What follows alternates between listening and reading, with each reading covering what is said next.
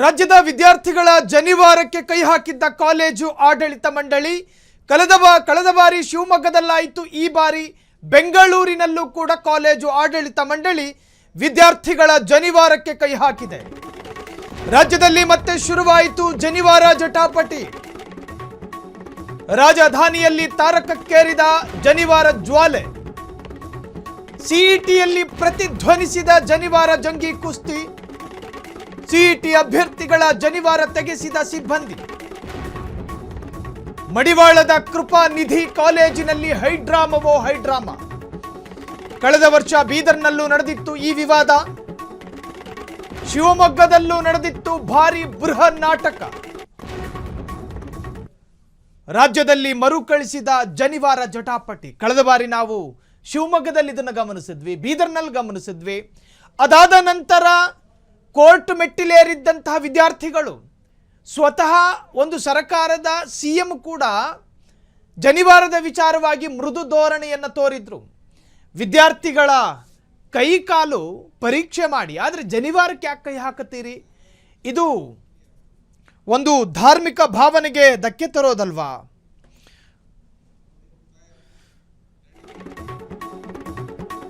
ಜನಿವಾರ ತೆಗೆಯದಿದ್ದರೆ ಪರೀಕ್ಷೆಗೆ ನಿರಾಕರಣೆ. ಪೋಷಕರು ಮತ್ತು ಸಿಬ್ಬಂದಿಯ ನಡುವೆ ವಾಗ್ವಾದಗಳು ಶುರುವಾಯಿತು. ಮರುಕಳಿಸಿದ ಘಟನೆಯಿಂದ ಪೋಷಕರು ಕಂಗಾಲು. 5ಕ್ಕೂ ಹೆಚ್ಚು ವಿದ್ಯಾರ್ಥಿಗಳ ಜನಿವಾರ ತೆಗೆಸಿದ ಸಿಬ್ಬಂದಿ. ಮಕ್ಕಳ ಪೋಷಕರ ಕ್ಷಮೆ ಕೇಳಿದ ಕಾಲೇಜು ಮಂಡಳಿ. ತಹಶೀಲ್ದಾರ್ ಭೇಟಿ ಬಳಿಕ ಎಚ್ಚೆತ್ತ ಆಡಳಿತ ಮಂಡಳಿ. ಜನಿವಾರ ಧರಿಸಿಯೇ ಪರೀಕ್ಷೆ ಬರೆಯೋದಕ್ಕೆ ಅವಕಾಶ. ನಿಯಮ ಉಲ್ಲಂಘನೆಯಾಗಿದ್ದರೆ ಕಠಿಣ ಕ್ರಮ ಎಂದು ಆದೇಶ. ಕಾಲೇಜು ಆಡಳಿತ ಮಂಡಳಿಗೆ ಸಚಿವರ ಎಚ್ಚರಿಕೆ. ಭಾವನಾತ್ಮಕವಾದ ವಿಚಾರಗಳೆಲ್ಲ ಆಟ ಆಡೋದಕ್ಕೆ ಹೋಗಬಾರದು. ಸೂಕ್ಷ್ಮತೆಗಳನ್ನು ಸೂಕ್ಷ್ಮತೆ ಎಂದು ಪರಿಗಣಿಸಿ, ಅತಿ ಸೂಕ್ಷ್ಮತೆಗಳನ್ನು ಅತಿ ಸೂಕ್ಷ್ಮತೆ ಅಂತ ಹೇಳಿ ಪರಿಗಣಿಸಿ. ಭಾರತ ಅಂದರೆ ಭಾವನೆ, ಭಾರತ ಅಂದರೆ ಎಮೋಷನಲ್, ಭಾರತ ಅಂದರೆ ಧಾರ್ಮಿಕ ಪದ್ಧತಿ, ಭಾರತ ಅಂದರೆ ನಂಬಿಕೆ ಮತ್ತು ವಿಶ್ವಾಸ. ಕಾಲೇಜು ಆಡಳಿತ ಮಂಡಳಿಯ ನಿಯಮ ಉಲ್ಲಂಘನೆ ಮಾಡಬೇಕು ಅಂತ ನಾವು ಹೇಳ್ತಾ ಇಲ್ಲ, ಆದರೆ ಆಯಾಯ ಸಮುದಾಯದ ಭಾವನೆಗಳನ್ನು ಅರ್ಥ ಆಗೋ ಪರಿಸ್ಥಿತಿ. ಹಿಂದೆಯೂ ರಾಜ್ಯದಲ್ಲಿ ಜನಿವಾರ ಜ್ವಾಲೆ ಶುರುವಾಗಿತ್ತು. ಈಗ ಸಿಇಟಿ ವೇಳೆ ಮತ್ತೆ ಜನಿವಾರ ಜಟಾಪಟಿ ಶುರುವಾಗಿದೆ. ಶಿವಮೊಗ್ಗ, ಬೀದರ್ನಲ್ಲೂ ಕೂಡ ನಡೆದಿತ್ತು ಗದ್ದಲ. ವಿದ್ಯಾರ್ಥಿಗಳ ಜನಿವಾರ ತೆಗೆಸಿದ್ದ ಆಡಳಿತ ಮಂಡಳಿ. ಕಾಲೇಜು ವಿರುದ್ಧ ಕೆರಳಿದ್ದ ಮಕ್ಕಳ ಪೋಷಕರು ಕಾಲೇಜು ವಿರುದ್ಧವೇ ಕೆರಳಿದ್ರು. ಧಾರ್ಮಿಕ ಭಾವನೆಗೆ ಧಕ್ಕೆ ಆರೋಪದಲ್ಲೂ ಗರಂ ಆಗಿತ್ತು. ನಿಯಮವೋ ಅಥವಾ ದಬ್ಬಾಳಿಕೆಯೋ? ಜನಿವಾರ ವಿವಾದದಿಂದ ಸಿಇಟಿ ಕೇಂದ್ರದಲ್ಲಿ ಗದ್ದಲ. ವಿದ್ಯಾಕೇಂದ್ರಗಳಲ್ಲಿ ಧಾರ್ಮಿಕ ಭಾವನೆಗಳು ಸಂಚಲನ ಮೂಡಿಸಬಾರದು. ಇದು ಅತ್ಯಂತ ದುರಂತ. ಇದು ಕಳೆದ ಬಾರಿ ಉಡುಪಿಯಲ್ಲಿ ಹಿಜಾಬ್ ವಿವಾದ ಆಯಿತು. ಅದಾದ ನಂತರ ಕಳೆದ ಬಾರಿ ಸಿಇಟಿ ಎಕ್ಸಾಮ್ನಲ್ಲಿ ಶಿವಮೊಗ್ಗದಲ್ಲೂ ಕೂಡ ಇದೇ ತರಹ ಜನಿವಾರಕ್ಕೆ ಕೈ ಹಾಕಿ ಅದು ಕೂಡ ವಿವಾದ ಆಗಿತ್ತು. ಮನುಷ್ಯನ ಧಾರ್ಮಿಕ ಕಟ್ಟಳೆಗಳು ಯಾಕೆ ವಿದ್ಯಾಕೇಂದ್ರದಲ್ಲಿ ಈ ತರಹದ ಸಂಘರ್ಷಕ್ಕೆ ಗುರಿಯಾಗುತ್ತೆ ಅನ್ನೋದೇ ವಿಪರ್ಯಾಸ. ಸಿಇಟಿ ಪರೀಕ್ಷೆಗೆ ಬರುವ ಪರೀಕ್ಷಾರ್ಥಿಗಳ ನಿಮ್ಮ ಕಾಲೇಜಿನ ನೀತಿ ನಿಯಮಗಳಿದ್ದರೆ ಪರೀಕ್ಷೆಗಳಲ್ಲಿ ಯಾವುದು ಸಮಸ್ಯೆಗಳಾಗ್ತವೋ ಅದನ್ನು ಬೇಕಾದರೆ ಪರೀಕ್ಷೆ ಮಾಡಿ, ಪರಿಶೀಲನೆ ಮಾಡಿ. ಆದರೆ ಆತನ ಧಾರ್ಮಿಕ ಭಾವನೆಗೆ ಯಾಕೆ ಧಕ್ಕೆ ತರ್ತೀರಿ? ಯಜ್ಞೋಪವೀತ ಅಂತ ಕರಿತೀವಿ, ಉಪನಯನ ಸಂಸ್ಕಾರ ಅಂತ ಕರಿತೀವಿ ಜನಿವಾರವನ್ನು. ಸೊ ಆ ಸಂಸ್ಕಾರವನ್ನು ಪ್ರಶ್ನೆ ಮಾಡುವಂತಹ ಅನಿವಾರ್ಯತೆ ಕಾಲೇಜು ಆಡಳಿತ ಮಂಡಳಿಗಿತ್ತ? ಒಂದು ಧಾರ್ಮಿಕ ಸಂವೇದನಾಶೀಲತೆ ಬೇಕಲ್ಲ ನಿಮ್ಗಳಲ್ಲಿ. ಧರ್ಮದ ಕೆಲ ಸಂಪ್ರದಾಯಗಳನ್ನು ಕೆದಕುವಂತಹ ಮತ್ತು ಅದನ್ನು ಕೆರಳಿಸುವ ಪ್ರಯತ್ನಗಳು ನಿಜಕ್ಕೂ ಕೂಡ ಅತ್ಯಂತ ದುರಂತ. ಎಸಿ ಬಗ್ಗೆ ಮಾತನಾಡೋದಕ್ಕೆ ಆಧ್ಯಾತ್ಮಿಕ ಚಿಂತಕರಾಗಿರುವ ಡಾಕ್ಟರ್ ನಾಗರಾಜ್ ನಕ್ಷತ್ರಿ ಈಗ ಫೋನ್ ಸಂಪರ್ಕದಲ್ಲಿದ್ದಾರೆ. ಸರ್ ನಮಸ್ಕಾರ.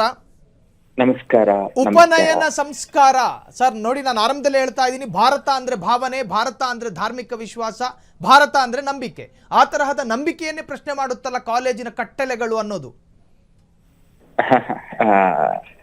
ಇದಕ್ಕೆ ಯಾವ ರೀತಿ ಉತ್ತರ ಕೊಡಬೇಕು ಅನ್ನೋದೇ ಒಂದ್ ಸ್ವಲ್ಪ ಗೊಂದಲದ ವಿಷಯ. ಏನು ಅಂತಂದ್ರೆ, ಹೋದ ಬಾರಿ ಈ ತರದ ಸನ್ನಿವೇಶಗಳು, ಸಂದರ್ಭಗಳು ರಾಜ್ಯದಲ್ಲಿ ನಿರ್ಮಾಣ ಆದಂತಹ ಸಂದರ್ಭದಲ್ಲಿ ಶಿಕ್ಷಣ ಇಲಾಖೆಗೆ ಸಂಬಂಧಪಟ್ಟಂತಹ ಅಧಿಕಾರ ವರ್ಗದಿಂದ ಹೇಳಿಕೆಗಳನ್ನ ನಾನು ಗಮನಿಸಿದ್ದು ನನಗೆ ನೆನಪು. ಈ ರೀತಿಯದ್ದಾದಂತಹ ನಿಯಮಗಳನ್ನ ನಾವು ಸುತ್ತೋಲೆಗಳ ಮೂಲಕ ನಾವು ಖಂಡಿತವಾಗ್ಲೂ ಕೊಡ್ಲಿಲ್ಲ ಅನ್ನುವಂತಹದ್ದನ್ನ ಹೇಳುವುದರ ಮೂಲಕ ಆ ಸಂದರ್ಭದಲ್ಲಿ ಈ ಒಂದು ವಿವಾದಕ್ಕೆ ತೆರೆ ಎಳೆಯುವಂತ ಕೆಲಸವನ್ನ ಮಾಡಿದ್ರು. ನನಗೆ ಒಂದು ಪ್ರಶ್ನೆ ಏನು ಮೂಡುತ್ತದೆ ಕೇಳಿದ್ರೆ, ಶಿಕ್ಷಣ ಇಲಾಖೆಯಿಂದ ಇಂತಹ ಸಂದರ್ಭಗಳಲ್ಲಿ ಪರೀಕ್ಷೆಗಳನ್ನ ನಡೆಸುವಲ್ಲಿ ಈ ರೀತಿಯದ್ದಾದಂತ ನಿಯಮಾವಳಿಗಳನ್ನ ಪಾಲನೆ ಮಾಡಬೇಕು ಅಂತ ಹೇಳುವಂತಹ ಒಂದು ಸುತ್ತೋಲೆ ಖಂಡಿತ ಶಿಕ್ಷಣ ಇಲಾಖೆಯಿಂದ ಹೊರಗೆ ಬಂದಿರ್ಲೇಬೇಕಲ್ವಾ? ಬಂದಿದೆ ಅಂತಂದ್ರೆ ಆ ಸುತ್ತೋಲೆಯ ನಿಯಮಾವಳಿಗಳು ಅನ್ನುವಂಥದ್ದೇನಿದೆ ಅದು ಪೂರ್ವಭಾವಿಯಾಗಿ ಅದು ಸಮಾಜಕ್ಕೆ ಅದು ಸುದ್ದಿಯ ಮೂಲಕ ಹೊರಗೆ ಬರಬೇಕು. ಅಂತದ್ದು ಯಾವುದೂ ಬಾರದೆ ಇಂತಹದ್ದೊಂದು ನಿಯಮ ಉಂಟು ಅನ್ನುವಂಥದ್ದು ಒಂದೊಂದು ಭಾಗದಲ್ಲಿ ಒಂದೊಂದು ಶಿಕ್ಷಣ ಕೇಂದ್ರದಲ್ಲಿ ಮಾತ್ರ ಒಬ್ಬೊಬ್ಬ ವಿದ್ಯಾರ್ಥಿಗೋ 2 ಜನ ವಿದ್ಯಾರ್ಥಿಗೋ ಇಂತಹ ಪರಿಸ್ಥಿತಿಗಳು ನಿರ್ಮಾಣ ಅಚಾನಕ್ಕಾಗಿ ಆದಾಗ ಆ ವಿದ್ಯಾರ್ಥಿ ಏನು ಮಾಡಬೇಕು? ತಾನು ತನ್ನ ವ್ಯಕ್ತಿಗತವಾದಂತಹ ಬದುಕಿನ ಪ್ರಾಧಾನ್ಯತೆಯನ್ನ ಕೊಡಬೇಕು ಅಥವಾ ಇಂತಹ ಸಂದರ್ಭಗಳಿಗೆ ಪ್ರಾಧಾನ್ಯತೆಯನ್ನ ಕೊಡಬೇಕು ಅಂತ ಹೇಳುವಂತ ಒಂದು ದೊಡ್ಡ ಪ್ರಶ್ನೆ ಬರ್ತದೆ. ನಾನೊಬ್ಬ ಧಾರ್ಮಿಕ ಜೀವಿ. ಯಾಕೆಂತಂದ್ರೆ ಧಾರ್ಮಿಕ ಜೀವಿಗೆ ಆಯಾಯ ಧರ್ಮಕ್ಕೆ ಸಂಬಂಧಪಟ್ಟಂತ ಧಾರ್ಮಿಕ ಜೀವಿಗೆ ಆ ಧಾರ್ಮಿಕತೆಗೆ ಸಂಬಂಧಪಟ್ಟಂತ ವ್ಯಾಲ್ಯೂಸ್ಗಳೇನಿದೆ ಅದು ಆತನ ಅನುಭವದಲ್ಲಿರುವಂತಹ ವಿಷಯ. ನಮಗೆ ಬ್ರಾಹ್ಮಣರಿಗೆ ಯಜ್ಞೋಪವೀತ ಅನ್ನುವಂಥದ್ದೇನಿದೆ ಅದು ಯಾವುದೋ ಒಂದು ಬೂಟಾಟಿಕೆ ಆಟಿಕೆ ವಸ್ತು ಅಲ್ಲ. ಅದಕ್ಕೆ ಅದರದ್ದೇ ಆದಂತ ಮೌಲ್ಯದ ಅರಿವನ್ನ ನಮಗೆ ಕೊಟ್ಟು ಅದನ್ನ ನಮ್ಮ ದೇಹದಲ್ಲಿ ಧಾರಣೆ ಮಾಡ್ಲಿಕ್ಕೆ ನಮಗೆ ಶಾಸ್ತ್ರಗಳು ಹೇಳಿಕೊಟ್ಟಿದೆ, ನಮ್ಮ ಗುರು ಹಿರಿಯರು ಹೇಳಿಕೊಟ್ಟಿದ್ದಾರೆ. ಪ್ರಾಚೀನ ಕಾಲದಿಂದಲೂ ಅನೂಚಾನವಾಗಿ ಇದನ್ನ ಧರಿಸಿಕೊಂಡು ಅದರದ್ದೇ ಆದಂತಹ ಜೀವನ ಕ್ರಮವನ್ನ ಮಾಡಿಕೊಳ್ಳುತ್ತಾ ಸಮಾಜಕ್ಕೋ ಇನ್ನೊಬ್ಬರಿಗೋ ಯಾವುದೇ ರೀತಿಯ ತೊಂದರೆಗಳಾಗದೇ ಇರುವ ರೀತಿಯಲ್ಲಿ ಬದುಕನ್ನು ನಡೆಸ್ಕೊಂಡು ಬಂದಂತ ಒಂದು ವರ್ಗ ಇದು. ಹಾಗಾಗಿ ಇಂತಹ ಒಂದು ಇದು ಏನು ಕೇಳಿದ್ರೆ ಭಾವನಾತ್ಮಕವಾದಂತಹ ಒಂದು ಸನ್ನಿವೇಶದ ವಿಷಯಗಳು. ಇದು ಬಹಳ ಸೂಕ್ಷ್ಮ ಸಂಗತಿ. ಇದರ ವ್ಯಾಲ್ಯೂಗಳು ಅದನ್ನ ಧರಿಸುವವನಿಗೆ ಅದರ ಬಗ್ಗೆ ಅರಿವುಳ್ಳವನಿಗೆ ಮಾತ್ರ ಗೊತ್ತಾಗ್ತದೆ. ನೀವು ಆರಂಭ ಮಾಡುವಾಗ ಬಹಳಷ್ಟು ವಿಷಯಗಳನ್ನ ಪ್ರಸ್ತಾಪ ಮಾಡಿದ್ರಿ, ಬಹಳ ಸಂತೋಷ ಪಟ್ಟೆ ನಾನು. ಏನು ಕೇಳಿದ್ರೆ ಧಾರ್ಮಿಕತೆಗೆ ನಮ್ಮ ದೇಶದ ಸಂವಿಧಾನದ ಆಶಯವೂ ಕೂಡ ಅದೇ. ಏನು ಕೇಳಿದ್ರೆ ಧಾರ್ಮಿಕತೆಗೆ ಸಂಬಂಧಪಟ್ಟಂತ ವ್ಯಕ್ತಿಗತವಾದಂತಹ ಜೀವನವನ್ನ ನಡೆಸುವಲ್ಲಿ ಒಬ್ಬ ವ್ಯಕ್ತಿ ಸ್ವತಂತ್ರನಾಗಿರ್ತಾನೆ.